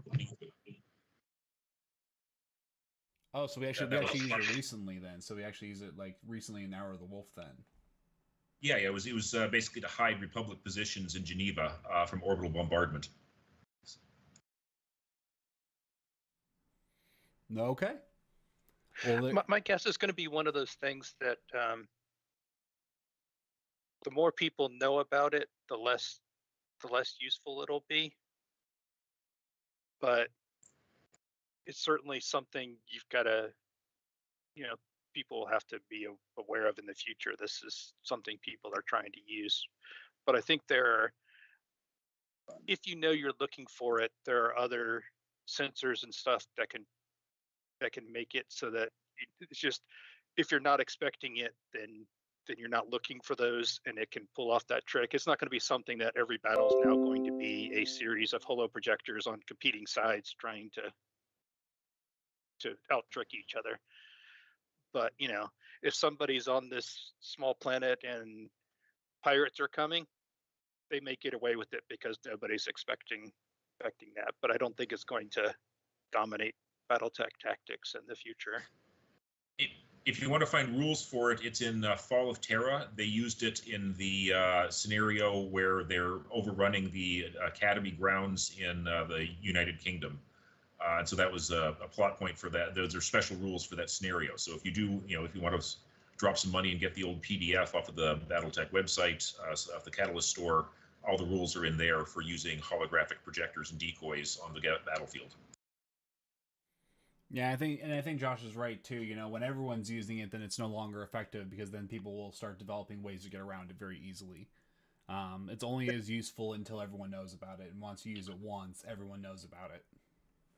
So that was another, when I said everyone gets one or more, that was sort of the or more, I think, for Lance. I remember reading that and I'm like, man, I don't know. But my answer is essentially the same as what Talon and Joshua said earlier, is when it's infrequently used, oh, you got me. Okay, holo projectors, sure.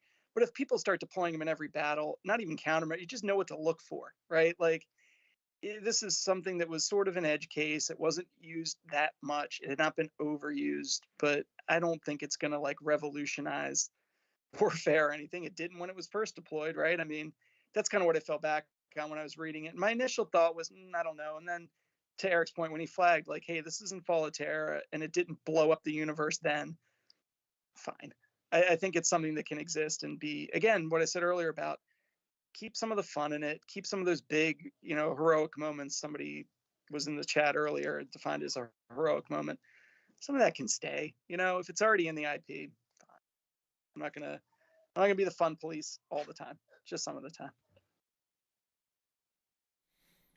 It's like wondering how many times can the people fall for the Mongol army running away and getting people to chase them and then shoot them full of arrows. How many different times can people fall from that?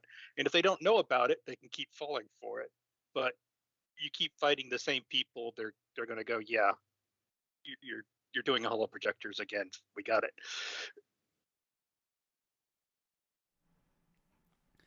Next question comes from the ilClan and I actually don't know what the acronym for HOTW is.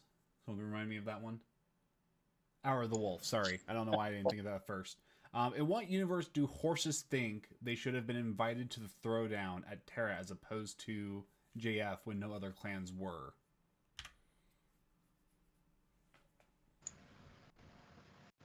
Well, because the horses are eminently superior to everybody else. Just, and if you don't recognize that, they'll jump on their dinosaur and go over and step on you. Well, and I think there's this element in clan society that everything gets challenged. So I think it wasn't necessarily out of left field that the horses thought, hey, we didn't have a chance to fight for this. Even if we didn't get invited, it's flawed pulling off the, well, I didn't lose that battle, so I can still fight for it. Hell's Horses went into this saying, we haven't fought for this, therefore we can still challenge. And Alaric saying, yeah, if you want to fight for it, I'm not just going to give you the chance. You had it. And it's sort of Alaric saying, you're playing by my rules now. I'm not going to just give you whatever you want. But I think there was an element to the clan society that is always, until you fight for it, you're not out of it.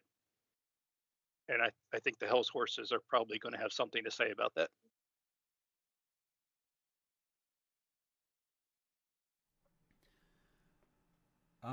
Next one we got here is, what was your favorite part? Oh, we already kind of answered something like this. What was your favorite part of Tamar Rising? The second part of his question was there anything in particular that felt like a slog to finish? Especially since this book was done in 3 weeks, I imagine there's probably one or two things that was pretty rough to get through to get it out the door. Anyone got any slogging that they ran into? Yeah. I'm not sure Josh did anything but slogging. I guess we all did, really. Yeah, the only thing that was a slog for me was when I think we had 21 days to do it, and on the 18th day I got in an accident on my bike and busted my face. So The last 3 days were a real slog with stitches in my chin and 3 broken teeth. But other than that, the actual writing part, no, it went very well. Yeah, no, 100% of it was just fun. We got, there was just, we were banging out toward the word count, but everything we were adding was just, hey, this is cool. Hey, this is cool. Hey, this is cool. It's a chance to go wild in the universe. That's good to hear. Yeah, 3 weeks is a pretty short time frame, so I would have been shocked if there wasn't at least 1 or 2 things that maybe slipped through on the back and forth, grind this out track. But that's actually really great to hear. I know, Adobe. Quit pinging me, please. No one wants to hear it. There you go. Tamar Rising, mostly just a lot of fun for everyone here. Can we get a hint at what Snords or regulars were digging for out in the Barrens? And what mech does Joshua Snord pilot? Is it his great-grandmother's Highlander? I cannot answer that one. There's an answer for the, but I don't remember what it is.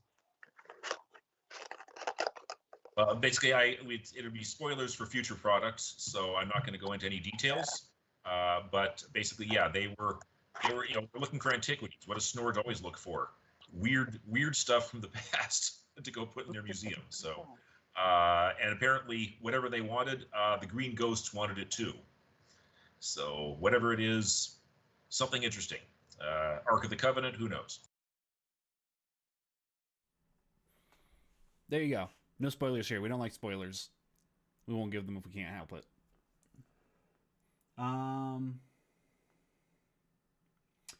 When will planet Florida's population of Florida men and women start making a dent on the wider galaxies with their Florida mans? I'm not quite sure what this question is. Anyone have any idea what I'm talking about? Being a Florida man myself, I actually did flirt with the idea of pitching a Touring the Stars Florida, but I determined that it would end up being too much of a joke product, too much in-joke stuff. So I don't know if I'd ever actually try to pitch that for real or not. Fair enough. And yes, Ghastly the Tinkular, you might like spoilers, but we want you to also go and read the book and enjoy it yourself first before we spoil it here in the AMAs.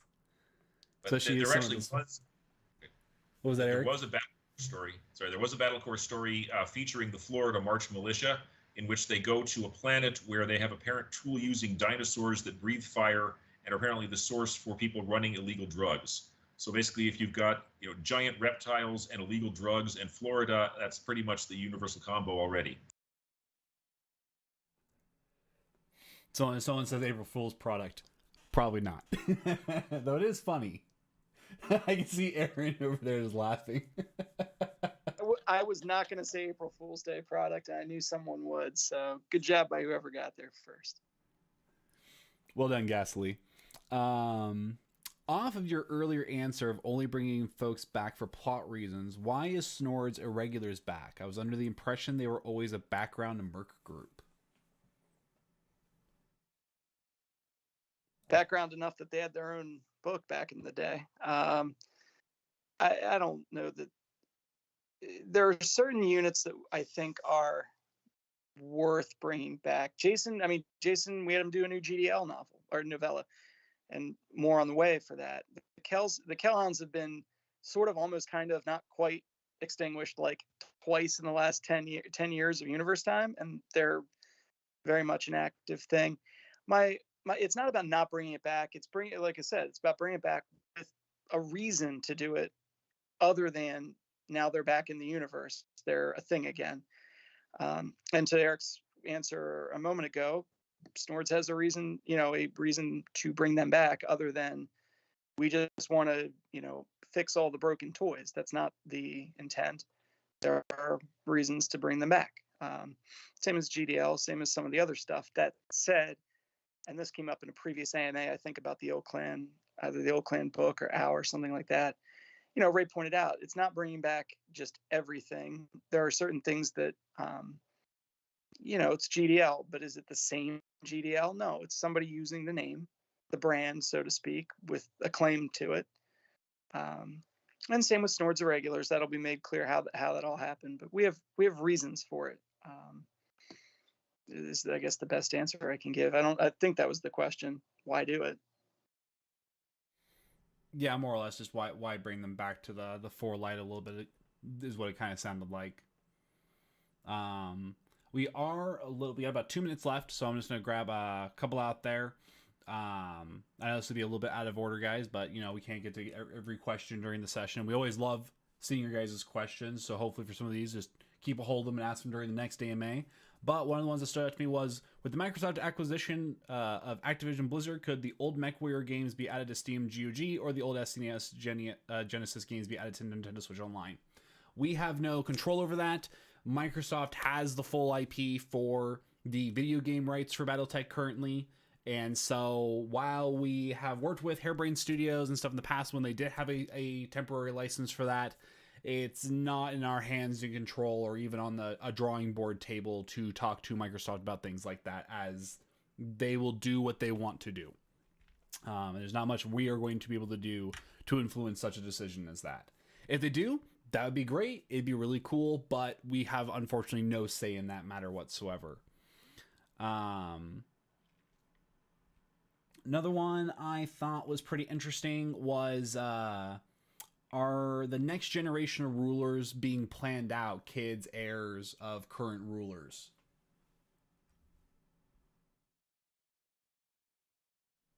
Not necessarily. I think the focus now, because remember, we're doing these next cycle of books, the current cycle of books is 18 months, right? Like, how much family planning is Trillian doing in that time, or Julian? I don't know. I recognize that there is a question, especially like in Julian's case.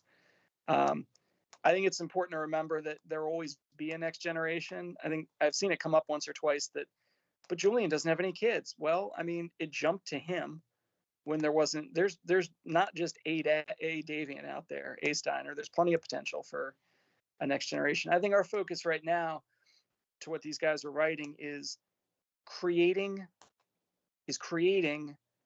other rulers, creating other characters. We saw this will be in some of Dominion, some of Empire, is creating named characters at a lower level than ruler of nation, because you can't really put that person on the battlefield.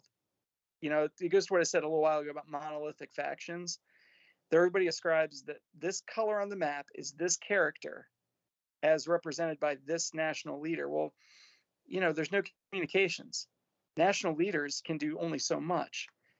I'm much more interested in seeing new characters at the level of like a Tai in the Combine, or, maybe a Force Commander in the league, things like that. So I get the point of the question, but we're not exactly creating like the next level of the family tree for just a handful of people who can't really affect things in your Saturday game at a meaningful level. DC getting some love soon, sourcebook wise, novel wise. Yes, no? Dominions. There you go. Let's see here. What else can we answer pretty quickly here? The personality section of Tamar Rising doesn't say what mech each of them pilots. Is there a list? Aaron shrugs. That is a maybe someday in the future. Only in your hearts. Some, but I don't think that's. Unfortunately, a lot of those characters are not necessarily battlefield level characters. So unless it's in the text, there's no list. There's no list in mind. It's not, I don't have Regis pilots X. Should she need to pilot something in a story, then I guess that'll be the answer. We'll come up with it at that time, but it's not prescriptive that somebody would write that scene and I would say, no, it's on my, napkin that she rides in or whatever. And then I think the last question we are going to have for the day is just so kind of weird that I personally just got to know as well, because I got to know what they're talking about. Is it true that the real root of Terra's power is a mythical gold mint chocolate super psycho urban mech hidden deep underground? It's just such a weird question that I got to know where this came from. I vote yes. It's not deep underground. It's in orbit. It's in orbit now. Yeah. What do you got to say, Aaron? It's a golden mech about this big. You have to like go through all these traps, right? You have to weigh it, check the sandbag, and throw me the urban mech. I'll throw you the whip. Never mind. All right, and with that question, guys, being as odd as it is, for a great laugh at the end here, that is going to be the end of the Tamar Rising AMA. Thank you guys so much for being here. Thank you, Eric, Lance, Josh, Aaron, all for them for being here and answering your guys' questions and having a great time here on this Saturday. For those of you who haven't already, please hit the subscribe button, hit the bell icon so that way you get notified when our next AMA is. If Ray is still here in the chat and he knows, he might actually even throw in what the next AMA might be about. And as far as I know, it should be scheduled for next month as well. So make sure you do hit that subscribe and bell icon, because when we do go set the post for when we're going to go live, that'll give you guys a notification for that ahead of time, because we always try to do it a couple of days in advance to let people know to be ready for when our next AMA is. So chat, thank you guys so much for your questions. We always love answering them, and we will see you guys during the next AMA. If Ray is still here, please go ahead and post what the next AMA is going to be about. And for the rest of these guys, have a wonderful rest of your Saturday, and we will see you hopefully in the future. See ya.